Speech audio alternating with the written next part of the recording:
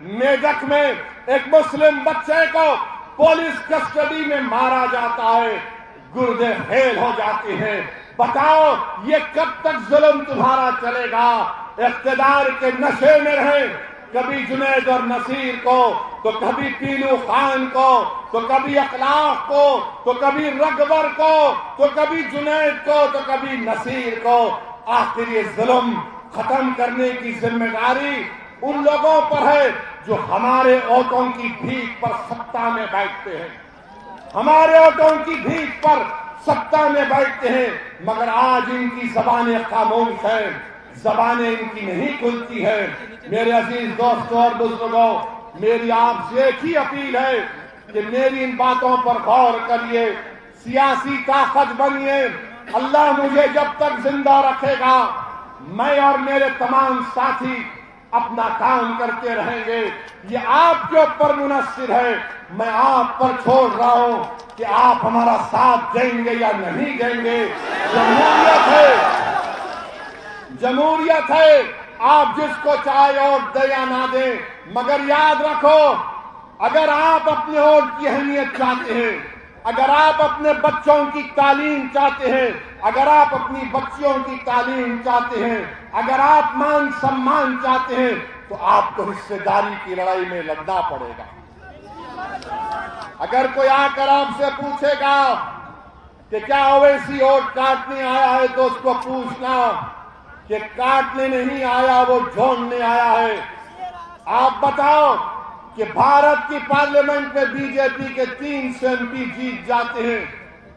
बताओ कांग्रेस के लोगों, कितने सीट पर तुम्हारा और बीजेपी का मुकाबला हुआ? राजस्थान की हर लोकसभा की सीट पर बीजेपी जीत गई। मैं जिम्मेदार कैसे हो सकता हूं?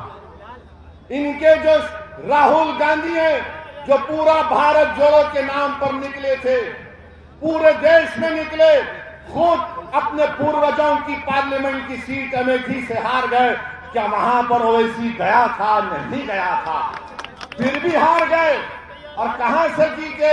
उस पार्लियामेंट की कॉन्स्टिट्यूंसी से जीते जहां पर 30% मुसलमान थे, जहां पर मुसलमान थे जीत गए, और वहां पर हार गए अमेठी से।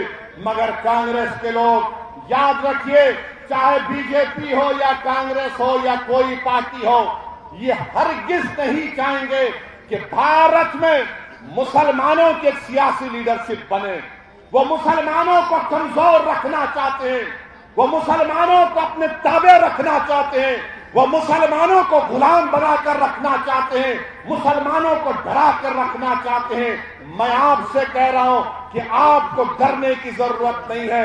ये देश हमारा था, है और रहेगा इंशाअल्लाह। ये देश हमारा है। इस देश का आईन पढ़िए, संविधान को पढ़िए।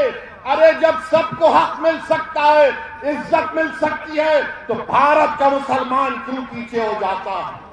मैं आज कई चैलेंज कर रहा हूं, बताओ भारत के मुसलमान में और राजस्थान के मुसलमानों में कितने पढ़े लिखे लोग हैं? कितने स्कूल के बाहर सबसे ज्यादा दलितों के बाद अगर कोई है तो मुसलमान है। इसका जिम्मेदार कौन है? बेरोजगारी हमारे बच्चों का मुकद्दर बनता जा रहा है।